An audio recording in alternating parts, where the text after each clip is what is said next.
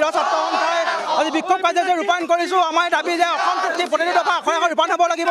অসমৰ পৰা মৌলবাদী পুলিয়া পোখাই উৎখাত হ'ব লাগিব আৰু অসমৰ পৰা কাৰ পৰা অসমক আওতাত ৰাখিব লাগিব। আৰু বিপ্লৱ শৰ্মাৰ অসম চুক্তি 6 নং দফা বিপ্লৱ শৰ্মাৰ যি প্ৰতিবেদন, সেই প্ৰতিবেদন আমি আখৰে আখৰে ৰূপায়ণ হ'ব লাগিব। তাৰ লগতে যি ইলিগেশ্যন বাংলাদেশী আছে 2025 নিৰ্দেশাৱলী অসমৰ পৰা আওতাত ৰাখিব লাগিব। আমাৰ স্পষ্ট কথা। আৰু সদৌ অসম ছাত্ৰ সন্থাই আমি কেইবাটাও দফালৈ আমি কাৰ্যসূচী ৰূপায়ণ কৰি আছোঁ। আমি ইয়াৰ আগত অন্বেষণ কাৰ্যসূচী ৰূপায়ণ কৰিছিলোঁ, আজি বিক্ষোভ কাৰ্যসূচী ৰূপায়ণ কৰিছোঁ।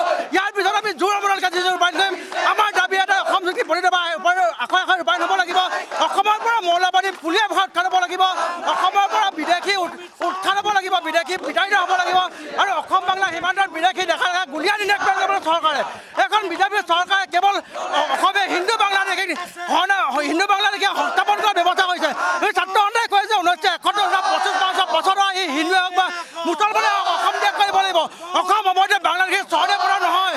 আমি 1971 আগত আজি আমাৰ বাংলাদেশী আছিলে, আমি মৰমেৰে তেওঁলোকক সংস্থাপন দিলোঁ, কিন্তু ইয়াৰ বাবে আমি এজনো হিন্দু বাংলাদেশী অসমৰ স্থান দিব বিচৰা নাই। গতিকে অসমৰ মৌলবাদী আৰু বিদেশী বিতাড়িত হ'ব লাগিব। ছাত্ৰ সন্থাই বিক্ষোভ কাৰ্যসূচী ৰূপায়ণ কৰিছোঁ। ইয়াৰ পিছত আমি জংগী আন্দোলন কৰিব বাধ্য থাকিম যদিহে চৰকাৰে আমাৰ দাবীসমূহ পালন নকৰে।